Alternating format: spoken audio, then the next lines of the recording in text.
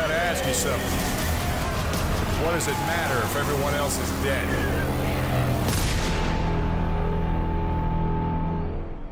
Days Gone. Is it good? Is it fun? I will be rating Days Gone based off of its combat, story, world design, and 100%ing. I'm Matt Chewy, and this is my review of Days Gone. If we don't get her to a hospital, she's going to die.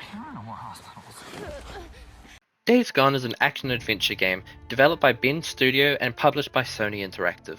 The game takes place in a post-apocalyptic Oregon.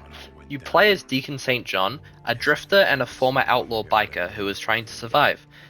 The game took me around 40 hours to complete. This includes the main story and some side content for 100%. It has some amazing graphics and absolutely stunning scenery, with dense forests, snowy peaks, and dusty highways, which really sell the Fallen World vibe. I remember when the planes fell out of the sky. The game takes place in 2019, 2 years after a global pandemic has turned almost everybody into mindless zombie-like creatures known as Freakers. Deacon and his buddy Boozer act as bounty hunters, taking on missions to kill Freakers and rogue humans for various survivor camps. Not long into the game, Boozer ends up getting attacked by Rippers, which is a cult group that worship the Freakers. Boozer ends up getting third-degree burns on his right arm, which later get amputated by Deacon in order to save Boozer's life. During the time of Boozer's recovery, Deacon seeks out help from survivor camps in order to get Boozer some medicine. Later in the story, Deacon crosses a mountain range down south in hope of finding his thought-to-be-dead wife, Sarah. After finding her alive, working in a government remnant group, Deacon starts planning a way to escape with her back to one of the survivor camps. The story is emotional, full of twists, and surprisingly character-driven. It's not just about killing zombies, it's about holding on to hope in a world that's lost everything. You're supposed to be dead. Hey. You're dead. Combat in Days Gone is pretty satisfying. It's a mix of stealth, gunplay, and melee, and each approach feels viable depending on your playstyle. There's a decent variety of weapons, from pistols and shotguns to crafted melee weapons like spiked bats and axes. However, the real standout is the Freaker Horde mechanic.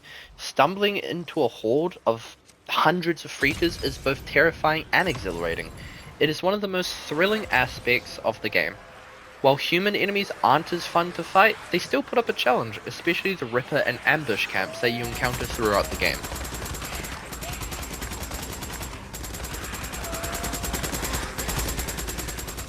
The open world in Days Gone is expertly crafted. It's massive, diverse, and alive with environmental storytelling. You'll explore thick forests, snowy mountains, and wide lakes, as well as dry desert-like zones, all impacted by a dynamic weather system and a full day-night cycle that actually changes how the game plays, as Freakers become more active at night, making traveling riskier, but more rewarding. Each survivor camp you visit feels more unique, with its own characters, economy, and storylines. The fast travel system is well designed, but honestly, riding through the world is so enjoyable that you'll often ignore it just to admire the atmosphere.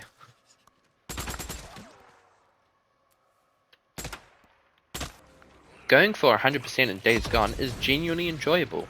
It avoids the kind of tedious grind that plagues some open world games. To complete everything, you just need to finish the story missions, clear all ambush camps, Nero checkpoints, infestations, and a decent amount of Freaker hordes. Along with some collectibles, this game is an easy platinum, with only a 4 out of 10 difficulty and 1 playthrough. Clearing the hordes is by far the most intense challenge, but also the most rewarding. And the Plat Trophy? Totally achievable.